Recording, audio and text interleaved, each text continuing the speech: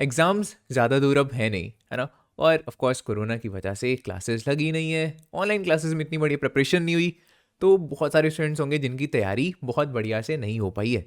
Clear? तो इस time पे डेफिनेटली सभी स्टूडेंट्स को ये होगा कि क्यों ना हमको कुछ ना कुछ ऐसे क्वेश्चंस मिल जाएं कहीं से जो मोस्टली एग्जाम में पूछे जाते हों।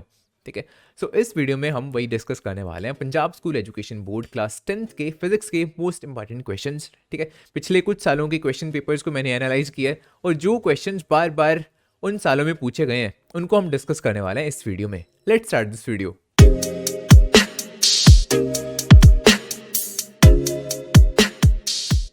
अब क्वेश्चंस पर मूव करने से पहले एक बार, this is your unit wise distribution of the marks for 2021 exams. ठीक है, पंजाब स्कूल एजुकेशन बोर्ड की बात हो रही है बाय द वे यहाँ पे, नॉट द सीबीएसई। और ये आपकी पूरी डिस्ट्रीब्यूशन है, किस यूनिट में से कितने मार्क्स के कितने क्वेश्चंस आने वाले हैं। और अपनी प्रिपरेशन आपको इसी के अकॉर्डिंगली रखनी है। क्यों ऐसा? बिकॉज ये देखो 1 मार्कर्स कितने हैं, 28 मार्क्स आपके सीधा 1 मार्क्स के क्वेश्चन से आ जाने वाले हैं। और कितने मार्क्स की थ्योरी होगी आपकी? 70 मार्क्स की। दैट मीन्स 70 में से 28 मार्क्स। पासिंग मार्क्स कितने बनते हैं 70 में से? 24 वाला पास होगा, है ना? तो 28 तो सीधा सीधा 1 मार्क के क्वेश्चन आपको दिला दे रहे हैं। पास तो आप सीधा 1 मार्कर से ही हो जाओगे अगर ये सारे आपके सही हैं। ठीक है, सो इसको निगलेक्ट मत करके चलना। This is what I am saying. ऐसा नहीं है कि सिर्फ आप लंबी लंबी डेरिवेशंस करते जा रहे हो और जो ये 1 मार्क्स वाला पार्ट है इस पे आपने फोकस नहीं किया, जो कॉन्सेप्चुअल अंडरस्टैंडिंग थी वो आपने गेन नहीं करी, बहुत पछताओगे फिर। ठीक है, बिकॉज देखो ना, सीधी सी बात है, 5 मार्कर्स कितने हैं? एक क्वेश्चन यहाँ से, एक क्वेश्चन ये, सो सिर्फ आपके पास 2 क्वेश्चन बन रहे हैं, so total 10 marks, that's it. 3 markers मान के चलते हैं कि जो 3 मार्कर्स हैं ये सारे आर्टिकल्स नहीं, वैसे ऐसा नहीं होता, कुछ ऑफकोर्स थ्रेटिकल क्वेश्चन भी होंगे। अगर मैं मान के चलूँ भी, चलो कि सारे जो ये 3 मार्कर्स थे ये सारे आर्टिकल्स थे, ठीक है, डेरिवेशंस वाला पार्ट था, तब भी सिर्फ 6 आर्टिकल्स। टोटल कितने आर्टिकल्स बने? 8 आर्टिकल्स बन गए। टोटल कितने नंबर्स हो गए? 28 मार्क्स हो गए, दैट्स इट। सिर्फ डेरिवेशंस इतना सा पार्ट आ रहा है, यहाँ से सीधा जो एक सेक्शन है वही 28 मार्क्स दे रहे हैं। सो ये बहुत इंपॉर्टेंट पार्ट होने वाला है, जो 1 मार्कर्स होने वाले हैं। ठीक है, सो इसको बिल्कुल भी इग्नोर मत करके चलना। This is what I am saying. But इस पर्टिकुलर वीडियो में ऑफकोर्स मैं जो ये 3 मार्कर्स हैं और ये 5 मार्कर्स हैं इनके बारे में बताने वाला हूँ कि कौन कौन से क्वेश्चन आ सकते हैं ये जो 28 मार्क्स आपके बन रहे हैं इसमें। क्लियर? देखते हैं सबसे पहले। अच्छा, बाय द वे यूनिट ऐसे नहीं मैंने चला हुआ कि पहले सिर्फ एक यूनिट फिर दूसरी यूनिट, जो जितना भी इलेक्ट्रिसिटी और मैग्नेटिज्म वाला पार्ट है वो सारा कंबाइंड मैंने यहाँ पे लिखा हुआ है। ठीक है, इतना आइडिया तो आप लगा ही लोगे यार। ठीक है, हर देखो क्वेश्चन का यहाँ पे मैंने ईयर मेंशन किया हुआ है।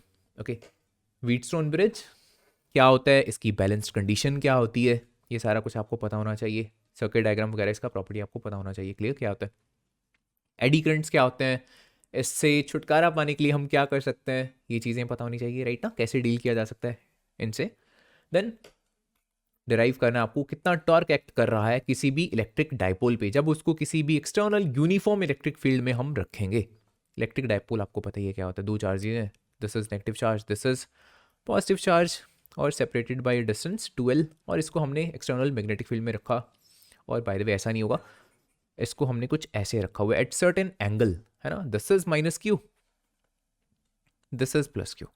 अब इसको जब मैं एक्सटर्नल मैग्नेटिक फील्ड में रखूंगा तो इसके ऊपर क्या लगेगा, ऐसे इसको मैं फील्ड में रखा तो इस पर लगेगा टॉर्क, वो आपको कैलकुलेट करना है इसमें, सिंपल।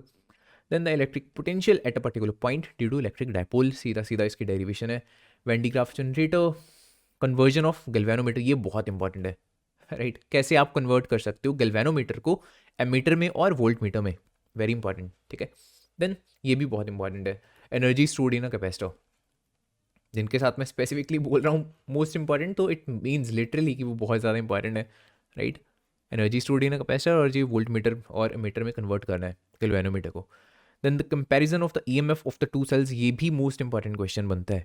ठीक है, मल्टीपल बार पूछा जा चुका है एग्जाम्स में।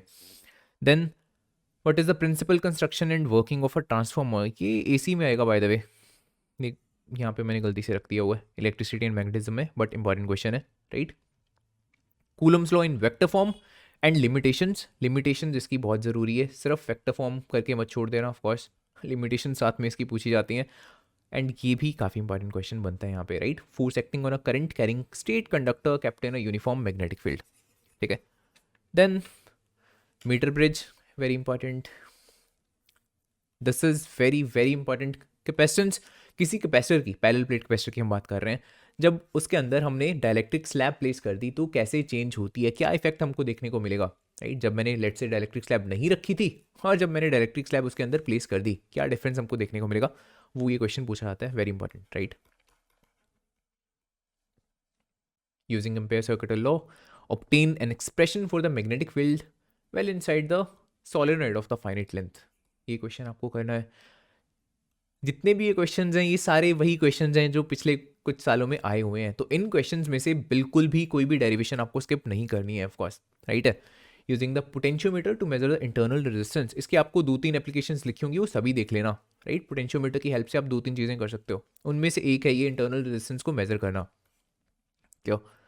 Then using the Gauss theorem calculate the electric field intensity, बहुत इंपॉर्टेंट है ये, और डेफिनेटली ये काफ़ी इंपॉर्टेंट बनता है बिकॉज शेल वाला पार्ट कट चुका है, जो स्फेरिकल सॉलिड वाला पार्ट है वो वैसे ही सिलेबस में नहीं है ना, तो इनफाइनाइट शीट हो जाती है और इनफाइनाइट लेट से जो वायर है यूनिफॉर्मली चार्ज वायर, ये दोनों केसेस बहुत इंपॉर्टेंट बनते हैं, प्रॉपरली इन दोनों को देख लेना, ओके। और जो ये वाला केस हो गया एक्सियल लाइन वाला, इक्वेटोरियल लाइन वाला, ठीक है, कैसे आप इलेक्ट्रिक फील्ड कैलकुलेट कर सकते हो किसी भी पर्टिकुलर इलेक्ट्रिक डाइपोल की वजह से किसी भी पर्टिकुलर पॉइंट पे, ठीक है। एक्सियल लाइन और इक्वेटोरियल लाइन वाले ये दोनों आर्टिकल्स बहुत इंपॉर्टेंट है, बहुत बहुत इंपॉर्टेंट है। और यूजिंग एम्पेयर सर्किटल लॉ आपको कैलकुलेट करना है मैग्नेटिक फील्ड किसी भी पर्टिकुलर इनफाइनिटली लॉन्ग वायर जिसमें से करंट पास हो रहा है, and this is the MCG moving coil galvanometer. इसका प्रॉपर आपको सब कुछ पता होना चाहिए, प्रिंसिपल क्या है, कंस्ट्रक्शन क्या है और इसकी थियरी क्या है, ठीक है। देन ऑल्टरनेटिंग करंट में से average power of the AC, principle and working of AC generator, और ये क्वेश्चन गलती से मैंने यहाँ पे रख दिया है ट्रांसफॉर्मर वाला part, principle construction and working of a transformer, ये सारा AC में से आने वाला है। देन ऑप्टिक्स, सबसे वास्ट पार्ट आपका प्लस 2 में ऑफ कोर्स ऑप्टिक्स ही है ना, सबसे ज़्यादा मार्क्स का भी इसी में से आना है, ये देखो 14 मार्क्स का, ऑफ कोर्स बिकॉज सबसे ज़्यादा वास्ट आपका ऑप्टिक्स वाला पार्ट है। लेकिन ये कुछ गिनती के टॉपिक्स हैं जो बहुत रिपीटेडली पूछे जाते हैं in the exams, clear. Lens formula, astronomical telescope, mirror formula, I don't think so syllabus में आपके है, एक बार कंफर्म कर लेना, अगर है सिलेबस में तो वो भी काफ़ी इंपॉर्टेंट बनता है, राइट, मिरर फॉर्मूला और lens formula, but I am not sure वो इस बार आपके सिलेबस में है या नहीं है। Then the expression of the fringe width for the Young's double slit experiment, very very important, यहाँ पे fringe width which is the beta, क्या रिलेशन होता है उसका, राइट, वो आपको पता होना चाहिए, इसका डेरिवेशन पूछी है और उसके बेसिस पे न्यूमेरिकल्स भी पूछे जाते हैं, राइट। यंग्स डबल स्लिट के बेसिस पे तो यार ऑलमोस्ट मैं 70 to 80% श्योरिटी से बोल सकता हूँ कि न्यूमेरिकल आपको ऑलमोस्ट हर क्वेश्चन पेपर में देखने को मिलेगा ही मिलेगा, बहुत इंपॉर्टेंट है, राइट। 2-3 चीज़ें तो हैं इसमें यंग्स डबल स्लिट वाले केस में, एक तो बीटा का फॉर्मूला हो गया, राइट, लैम्डा d/d कुछ ऐसा करके फॉर्मूला होता है इसका, राइट, फ्रिंज विड्थ का। उसके अलावा जो कंस्ट्रक्टिव लेट्स से इंटरफेरेंस का क्या रिलेशन होगा, है ना, लेट्स से जो पहली ब्राइट फ्रिंज है वो कहाँ बनेगी, पहली डार्क फ्रिंज कहाँ पे बनेगी, ऐसी चीज़ें होती हैं इसमें बेसिक सी, तो उनके अलग अलग जो एक्सप्रेशंस हैं वो आपको याद होने चाहिए to solve the numericals, clear. Damn sure है यहाँ से क्वेश्चन बनना ही बनना है न्यूमेरिकल, इसका लिखा भी होगा ना यहाँ पे ऑप्टिक्स में से, ये देख रहे हो, राइट, यहाँ से एक क्वेश्चन है या फिर ये न्यूमेरिकल है, और ऑप्टिक्स में से आई डोंट थिंक सो और कोई न्यूमेरिकल बनता है, मेजर पार्ट तो एक ये है, right, Young's double slit, hardly कोई चीज़ होगी जहाँ से न्यूमेरिकल बनता होगा ऑप्टिक्स में, ऐसे तो अभी फिलहाल मेरे माइंड में नहीं है। उसके अलावा compound microscope very important, lens makers formula very important, right, Huygens principle को आपको यूज़ करके इसकी वेव थ्योरी को यूज़ करके आपको प्रूव करने हैं लॉज ऑफ रिफ्लेक्शन, रिफ्लेक्शन आपके मैंशनड है ना बुक में, जिसमें से रिफ्लेक्शन वाला पार्ट पूछा गया 2017 में। और जो ये आर्टिकल है ये आपको मिलेगा जो लेंस मेकर्स फॉर्मूला है उससे एकदम पहला आर्टिकल है, उससे पीछे आर्टिकल जो है वो यही वाला आर्टिकल है, राइट, ये रिलेशंस आपको प्रूव करने होते हैं for the various cases. Then ये तो एकदम बेसिक वाला पार्ट है, label diagram of the human eye, myopia, hypermetropia क्या होता है और इसको कैसे आप करेक्ट कर सकते हो, very easy, right.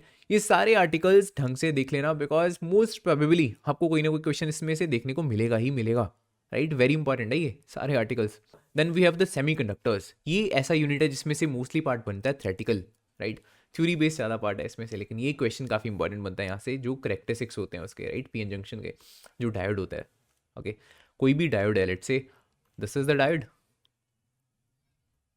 Right, this is its P side, this is the N side, इसको आपने बैटरी से कनेक्ट कर दिया, सो आपको पता है अगर पी को पॉजिटिव से कनेक्ट करते हो, एन को नेगेटिव से कनेक्ट करते हो, then this is called the forward bias, अगर उल्टा करते हो let's say this is the negative, this is the positive, then this is called the reverse bias, है ना।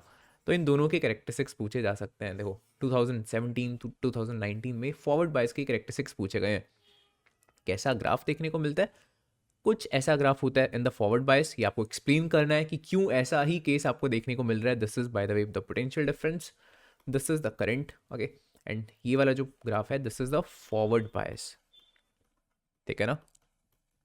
सिमिलरली जब आप रिवर्स बायसिंग करते हो तब आपके पास पहले तो करंट ऑलमोस्ट आता ही नहीं है, उसके बाद एक पर्टिकुलर पॉइंट के बाद एकदम से ब्रेक डाउन हो जाता है ना, करंट एकदम शार्पली इंक्रीज करना स्टार्ट हो जाता है। दिस इज द रिवर्स बायस, ठीक है। इन दोनों चीज़ों की एक्सप्लेनेशन आपको देनी पड़ेगी यहाँ पे, ठीक है। किस पर्टिकुलर टाइप का ही आपको ग्राफ क्यों देखने को मिल रहा है between the V and between the I, simple. Then atom, यहाँ से ये भी सारा यूनिट है जी थ्योरेटिकल बेस्ड है, लेकिन स्टिल जो ये वाला क्वेश्चन है लेट्स से ड्रॉबैक्स रदरफोर्ड के, ये काफ़ी इंपॉर्टेंट है यहाँ से, ठीक है। रदरफोर्ड का जो मॉडल था उसके कौन कौन से ड्रॉबैक्स थे और जो बोहर्स की थ्योरी थी उसने कैसे इनको रिमूव किया। एक तो इसमें अगर मैं स्टेबिलिटी की बात करता हूँ एटम की, वो एक्सप्लेन नहीं किया था रदरफोर्ड ने। उसके अलावा जो उसका स्पेक्ट्रा है हाइड्रोजन का, है ना, उसको एक्सप्लेन नहीं कर पाया था रदरफोर्ड। इन दोनों चीज़ों को बोहर ने एक्सप्लेन करा था, तो वो इसका क्वेश्चन पूछा गया कि कैसे वो कर पाया। मॉडर्न फिजिक्स की अगर हम बात करते हैं तो इसमें से photo electric effect is the most important, okay. Einstein की फोटो इलेक्ट्रिक इक्वेशन डेरिवेशन पूछी गई है और क्या लॉज होते हैं फोटो इलेक्ट्रिक इफेक्ट के, वो पूछे गए हैं। देखो रिपीटेडली क्वेश्चन पूछा जा रहा है बार बार, very important, right, very very important बल्कि। देन ये भी वही चीज़ है basically, what is the photo electric effect और क्या क्या आपको इफेक्ट देखने को मिलेगा अगर आप फ्रीक्वेंसी इंक्रीज करते हो।